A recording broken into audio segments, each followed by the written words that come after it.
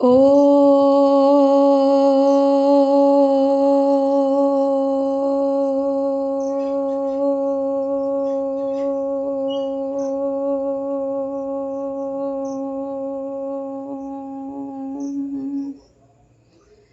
শান্তি।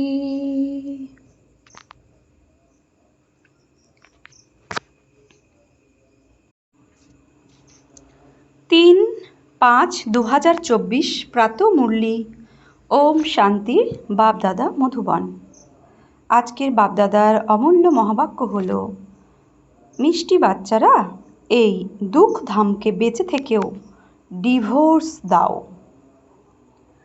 এই দুঃখ ধামকে বেঁচে থেকেও ডিভোর্স দাও, কেননা তোমাদের সুখ ধামে যেতে হবে। প্রশ্ন, বাবা বাচ্চাদেরকে কোন একটি মাত্র ছোট্ট পরিশ্রম করতে দিয়ে থাকেন? উত্তর, বাবা বলেন, বাচ্চারা, কাম হলো মহাশত্রু, এর উপরেই তোমাদের বিজয় প্রাপ্ত করতে হবে। তোমাদেরকে একটি মাত্র ছোট্ট পরিশ্রমটি দিয়ে থাকি। তোমাদের সম্পূর্ণ পবিত্র হতে হবে। পতিত থেকে পবিত্র অর্থাৎ পারস হয়ে উঠতে হবে। যারা পারস হয়ে হবে তারা পাথর বুদ্ধি হতে পারে না। তোমরা বাচ্চারা এখন সুন্দর ফুল হয়ে উঠলে বাবা তোমাদের নয়নে বসিয়ে নিয়ে যাবেন। ওম শান্তি। আত্মিক বাবা আত্মিক বাচ্চাদেরকে বোঝাচ্ছেন, এটা তো বাচ্চারা নিশ্চয়ই বুঝেছে যে আমরাই ব্রাহ্মণ, যারা দেবতা হবে সম্পূর্ণরূপে নিশ্চিত, তাই না? টিচার যাদের শিক্ষা প্রদান করেন, নিজের সমতুল্য করে তোলেন, এটা তো নিশ্চয়ের ব্যাপার। কল্প কল্পে বাবা এসে বোঝান, আমি নরকবাসীদের স্বর্গবাসী করে তুলি। সম্পূর্ণ দুনিয়াকে রচনা করার জন্য কেউ তো থাকবেন, তাই না? বাবা স্বর্গবাসী করে তোলেন আর রাবণ এসে নরকবাসী করে তোলে। এই সময় হলো রাবণ রাজ্য, সত্য যুগ হলো রাম রাজ্য। রাম রাজ্যের স্থাপনাকারী যখন আছে, তখন রাবণ রাজ্য স্থাপনাকারী নিশ্চয়ই কেউ হবে। রাম ভগবানকে বলা হয়। ভগবান নতুন দুনিয়া স্থাপন করেন। জ্ঞান তো অনেক সহজ, এমন কোনো বড় বিষয় নয়, কিন্তু এমনই পাথর বুদ্ধি যে পারস বুদ্ধি হওয়া অসম্ভব বলে মনে করে। নরকবাসী থেকে স্বর্গবাসী হতে গেলে বড় পরিশ্রম করতে হয়, কেননা মায়ার প্রভাব বিস্তৃত। কত বড় বড় বিল্ডিং 50 তলা 100 তলা তৈরি করে। স্বর্গে এত বিশাল মহল হয়, বলছে স্বর্গে এত বিশাল মহল হয় না, আজকাল এখানেও তৈরি করে চলছে। বাবা বলছেন, তোমরা ভাবছো সত্যযুগে এমন মহল হয় না যেমনটা এখানে তৈরি করে। বাবা স্বয়ং বোঝান, এত ছোট বৃক্ষ সম্পূর্ণ বিশ্বে থাকে যে ওখানে অনেক তলা বিল্ডিং তৈরি করার কোনো প্রয়োজনই পড়ে না। প্রচুর পরিমাণে জমি পড়ে থাকে, এখানে তো জায়গা নেই। বলছে এখানে তো জায়গাই নেই, সেই জন্য জায়গার মূল্য কত বৃদ্ধি পেয়েছে। ওখানে জায়গার জন্য কোনো মূল্য দিতে হয় না, না মিউনিসিপ্যালিটির ট্যাক্স ইত্যাদি দিতে হয়। যার যত পরিমাণ জায়গার প্রয়োজন নিতে পারে। ওখানে তোমরা সর্বসুখ লাভ করতে পারো। শুধুমাত্র বাবার এই নলেজের দ্বারা মানুষ 100 তলা বিল্ডিং ইত্যাদি যা কিছু তৈরি করে, তার জন্য তো অর্থ লাগে, তাই না? ওখানে কোনো অর্থের প্রয়োজন পড়ে না। অগাধ ধন সম্পত্তি থাকে, টাকা পয়সার কোনো কদরই নেই। প্রচুর টাকা থাকলে তা দিয়ে কি করবে? সোনা হিরে মুক্তো দিয়ে মহল তৈরি করে। এখন তোমরা বাচ্চারা কত কি বুঝতে পারছো? সম্পূর্ণ বিষয়টি বুঝতে পারা আর না বুঝতে পারা না পারার ব্যাপার। বলছে সম্পূর্ণ বিষয়টি বুঝতে পারা আর না বুঝতে না পারার ব্যাপার। সম্পূর্ণ বিষয়টি বুঝতে পারা আর না বুঝতে পারার ব্যাপার। শত বুদ্ধি আর তম বুদ্ধি।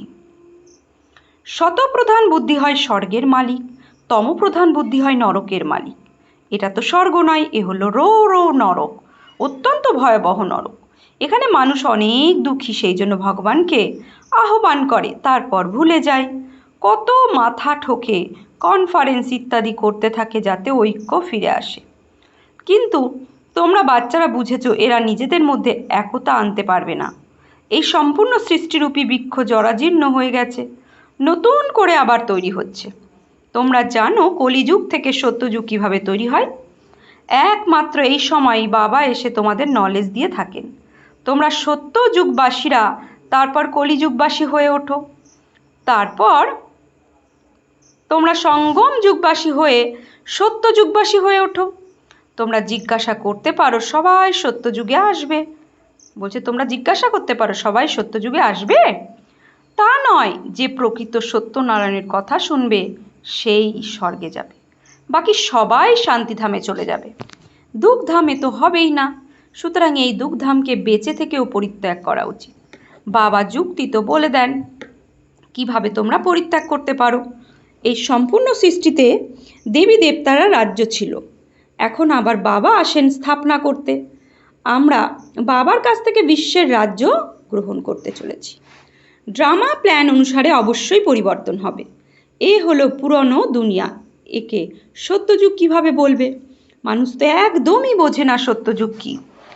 বাবা বুঝিয়েছেন এই নলেজের উপযুক্ত সেই হবে যে অগাধ ভক্তি করে এসেছে। তাদেরকেই বোঝানো উচিত। যারা এই কুলের নয় তারা এটা বুঝবে না, সুতরাং শুধু শুধু সময় নষ্ট কেন করবে? আমাদের পরিবার না হলে কিছুই মানবে না। বলে দেয় আত্মা কি পরমাত্মা কি, এসব আমি বুঝতেই চাই না। সুতরাং এমন আত্মাদের জন্য কেন পরিশ্রম করবে? বাবা বুঝিয়েছেন উপরে লেখা আছে ভগবান উবাচু, আমি আসি কল্পে কল্পে পুরুষোত্তম যুগে। সাধারণ মানুষ বলছে সাধারণ মনুষ্য শরীরে যে নিজের জন্ম সম্পর্কে জানে না, আমি বলে দিই সম্পূর্ণ 5000 বছরের পার্ট কে প্লে করে। আমি বলে দিই, বলছে সম্পূর্ণ 5000 বছরের পার্টকে প্লে করে। আমি বলে দিই যে প্রথম নম্বরে আসে তারই পার্ট হবে, তাই না? শ্রীকৃষ্ণের জন্য মহিমাও করা হয় যে first prince of golden age. সে তারপর 84 জন্মের পর কি হবে? ফার্স্ট বেগার, বেগার থেকে প্রিন্স, আবার প্রিন্স থেকে বেগার। তোমরা বুঝেছো প্রিন্স টু বেগার কিভাবে হয়। তারপর বাবা এসে কড়ি থেকে হিরে তুল্য করে তোলেন। যে হিরে তুল্য হবে সেই আবার কড়ি তুল্য হয়ে পড়বে। পুনর্জন্ম তো নিতেই হবে, তাই না? সর্বাধিক জন্মগ্রহণ কে করে এটা তো তোমরা বুঝেছ। সর্বপ্রথম শ্রীকৃষ্ণকে মানবে, কেননা এটাই তার রাজধানী। অনেক জন্মগ্রহণ সেই করবে, এটা অনেক সহজ বিষয়, কিন্তু মানুষ এই সবের প্রতি কোনো লক্ষ্যই করে না। বাবা যত বোঝান তখন অবাক হয়ে যায়। বাবা তোমাদের অ্যাকুরেট বুঝিয়ে বলেন ফার্স্ট তথা লাস্ট। ফার্স্ট হিরে তুল্য, লাস্ট করি তুল্য, তারপর আবার হিরে তুল্য হয়ে উঠতে হবে, পবিত্র হতে হবে। এতে কিসের কষ্ট? পারলৌকিক বাবা অর্ডিন্যান্স দেন। কাম মহাশত্রু, কার দ্বারা তোমরা পতিত হয়েছ, বিকারে চলে যাও। আর সেই জন্য আহ্বান করে বলে থাকো পতিত পাবন এসো, কেননা বাবা তো এভার পারস বুদ্ধি, উনি কখনোই পাথর বুদ্ধি হন না।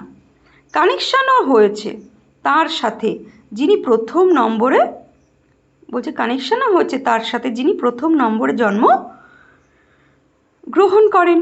দেবতা তো অনেক হয়ে থাকে, কিন্তু মানুষ কিছুই বোঝে না।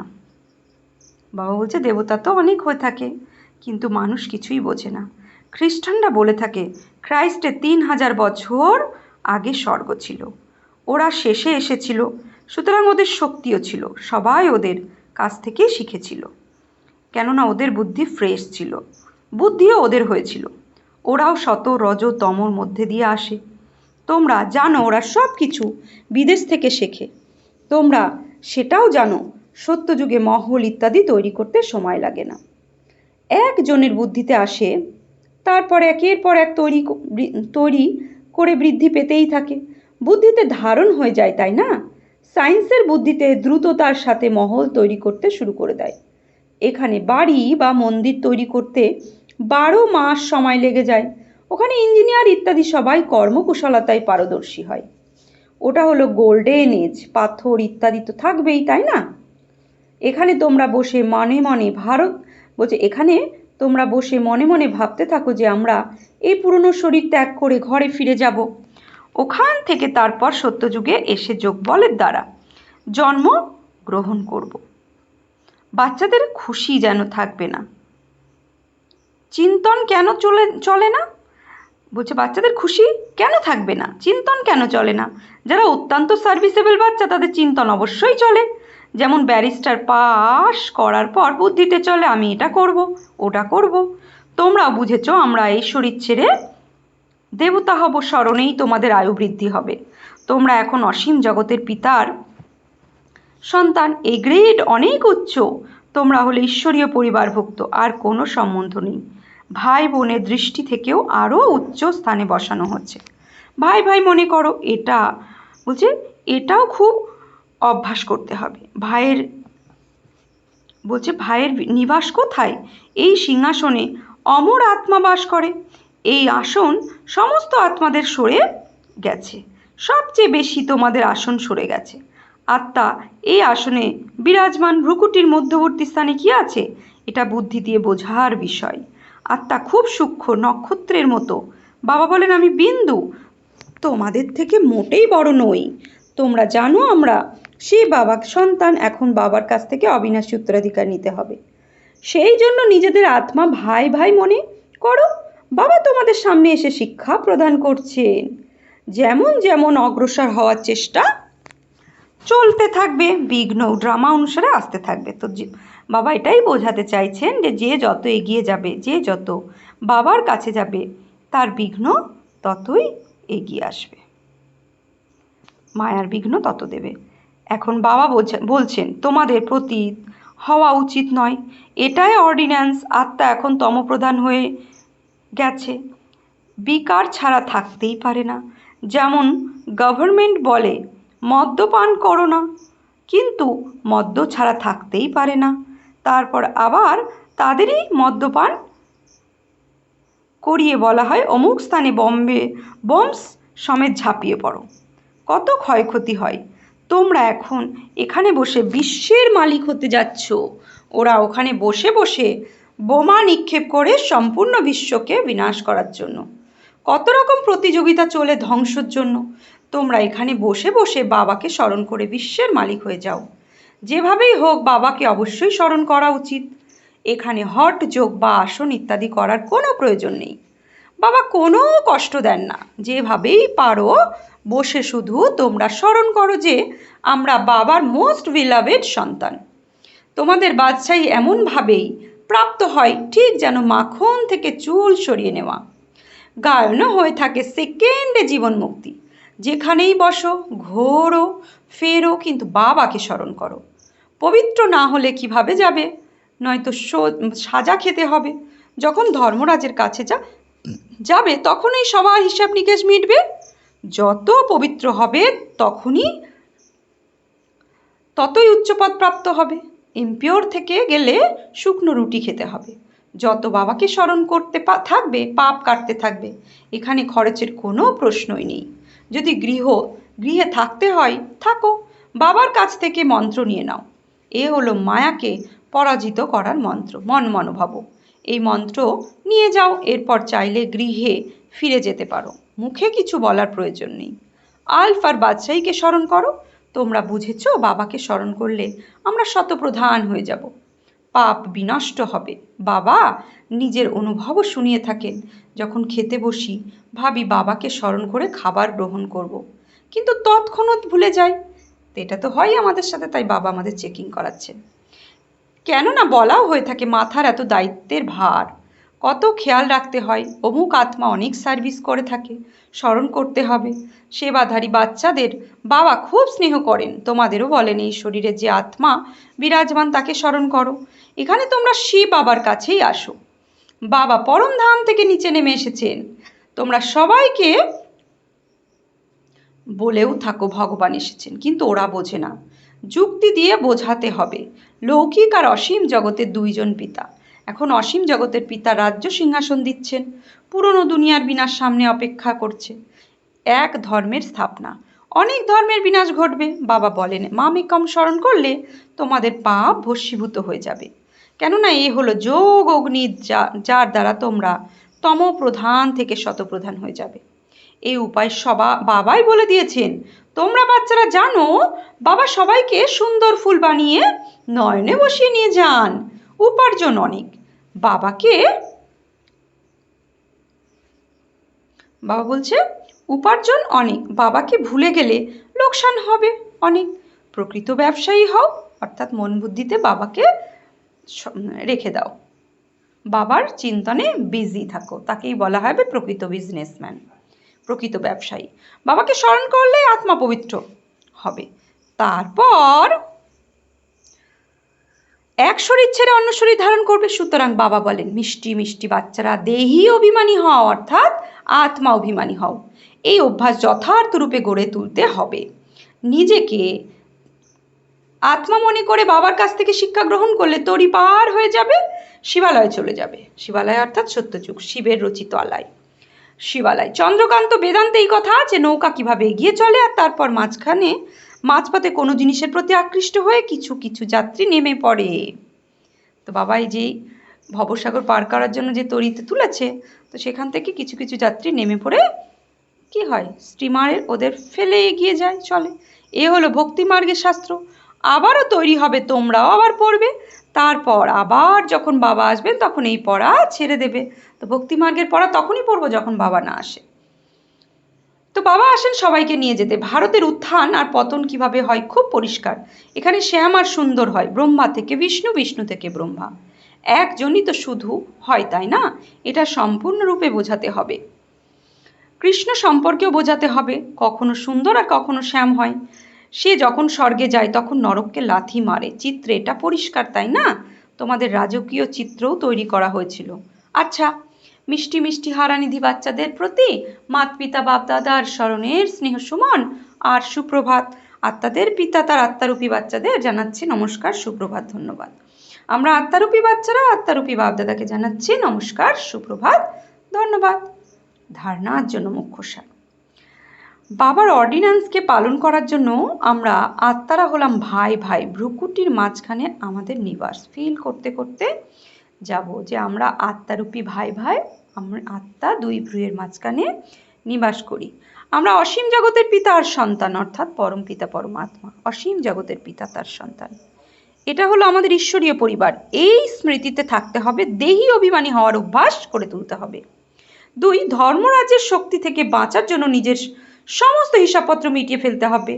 মায়াকে বশীভূত করার যে মন্ত্র পেয়েছো, মন মনোভাব, তাকে স্মৃতিতে রেখে শতপ্রধান হয়ে উঠতে হবে। তো কোন মন্ত্র মায়াকে বশীকরণ করার জন্য? মন মনোভাবর মন্ত্র। তাকে স্মৃতিতে রেখে কি করতে হবে? শতপ্রধান হয়ে উঠতে হবে।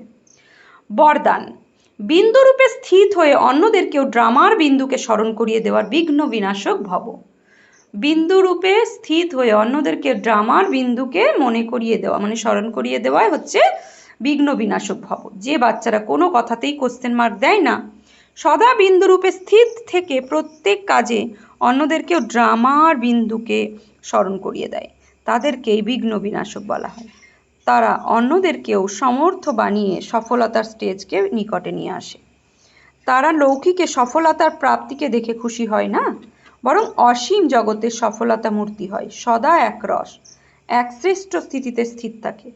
তারা নিজেদের সফলতার স্বস্থিতির দ্বারা অসফলতাকেও পরিবর্তন করে দেয়। তারা নিজেদের সফলতার স্বস্থিতির দ্বারা অসফলতাকে পরিবর্তন করিয়ে দেয়। তো স্লোগান, দোয়া নাও দোয়া দাও, তবে খুব তাড়াতাড়ি মায়াজিত হয়ে যাবে। দোয়া নাও দোয়া দাও, তবে খুব তাড়াতাড়ি মায়াজিত হয়ে যাবে। তো আজকে সমান কী নেব আমরা সারাদিনে? আমি বিঘ্ন বিনাশক আত্মা, আমি বিঘ্ন বিনাশক আত্মা। ওম শান্তি।